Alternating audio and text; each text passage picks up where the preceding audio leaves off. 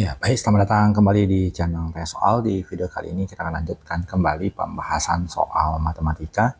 Dan bagi kamu yang membutuhkan referensi pembahasan soal, kamu bisa klik playlist yang sudah kita cantumkan di kolom deskripsi. Dan terima kasih buat kamu yang sudah mensupport channel ini dengan cara like, subscribe, dan juga men-share informasi channel ini kepada teman-teman yang lain. Dan khususnya buat kamu yang sudah join dan bergabung di membership channel kita.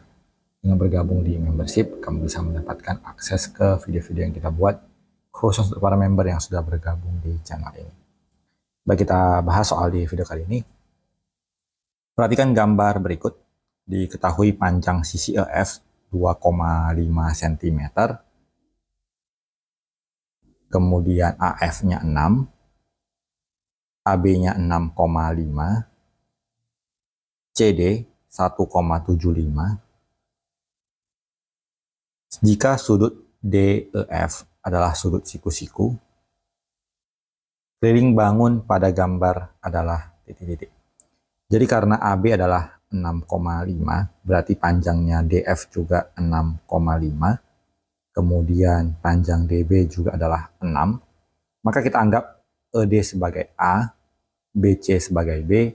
Kita hitung dulu panjang dari DE A, yaitu sama dengan akar dari 6,5 kuadrat dikurang 2,5 kuadrat.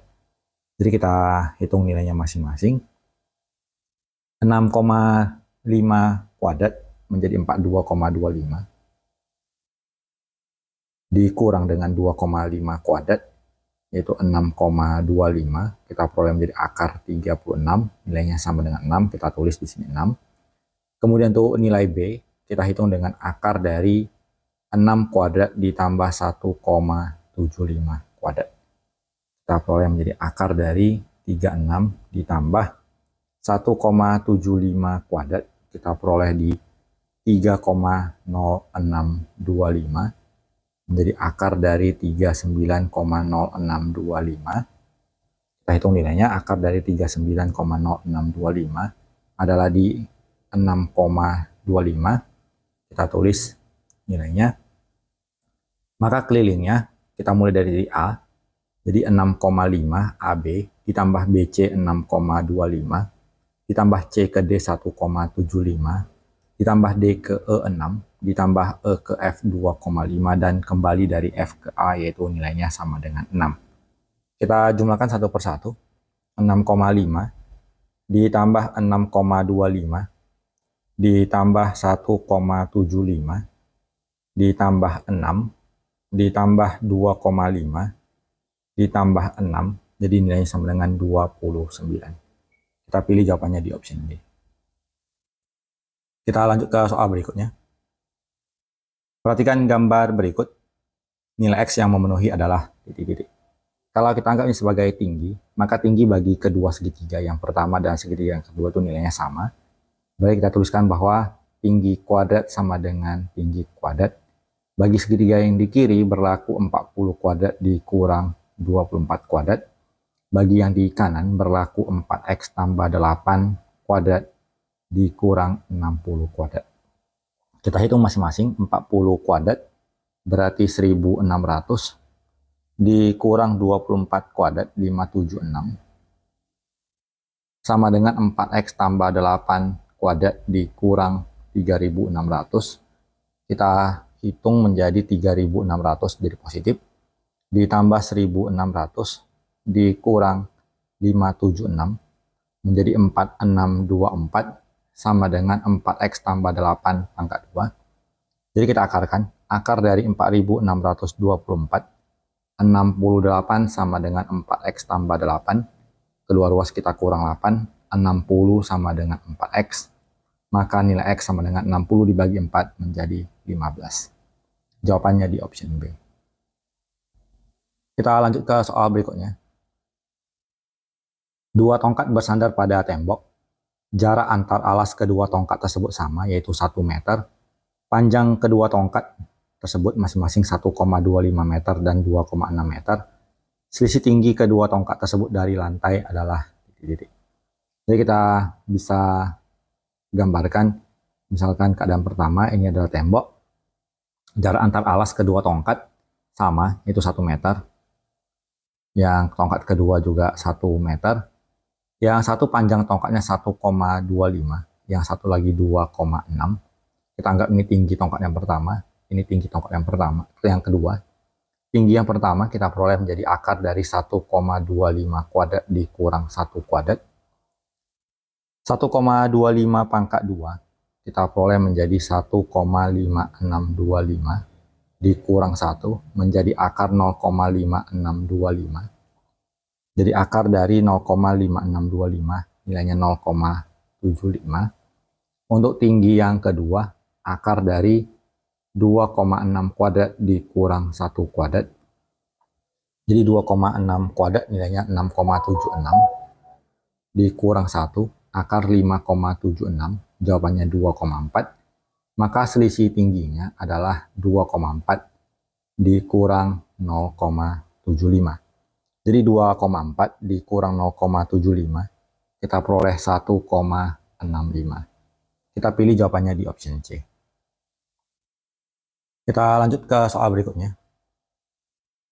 Pernyataan mengenai jenis transformasi geometri berikut yang benar adalah A. Transformasi yang menggeser suatu objek tanpa memutar atau memperbesar disebut refleksi. Jadi ini kurang tepat.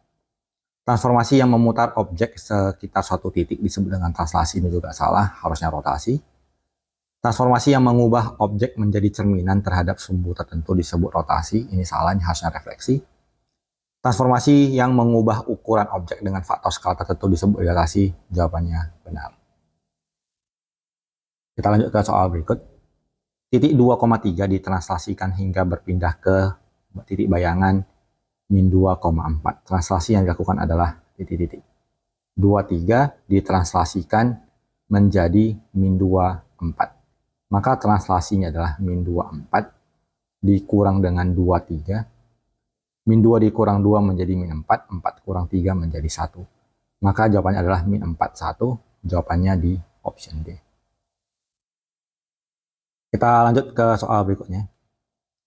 Bayangan titik P setelah dirotasikan sejauh 180 derajat memiliki koordinat bayangan 3,6. Koordinat titik P adalah titik-titik. Jadi untuk titik X, Y, apabila dirotasikan 180 derajat, dia akan berubah menjadi min X dan min Y. Jadi untuk bayangannya di 3 min 6, maka titik asalnya adalah negatifnya, yaitu min 3. Negatif dari min 6 adalah 6. Jadi jawabannya adalah yang min 3 dan 6. Kita pilih jawabannya di option C. Kita lanjut ke soal berikut. Perhatikan gambar berikut. Bayangan titik P jika diputar dengan pusat 0,0 sejauh 90 derajat berlawanan arah jarum jam adalah titik-titik. Jadi titik P posisinya di sini akan diputar 90 derajat berlawanan arah jarum jam, berarti diputar kemari. Jadi akan berubah posisinya ke titik B. Jadi jawabannya adalah di option B. Kita lanjut ke soal berikut. Perhatikan gambar berikut.